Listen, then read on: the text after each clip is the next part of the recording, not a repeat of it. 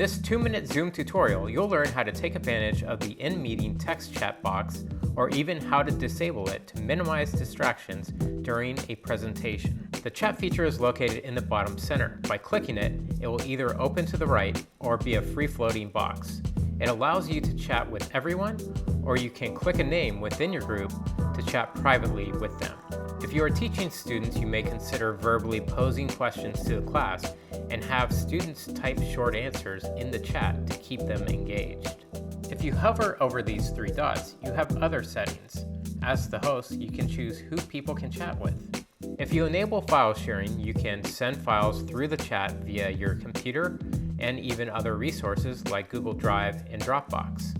If the host or co-host feels the chat feature is becoming a distraction during the meeting, they can disable the feature by clicking on the security icon, then deselecting chat.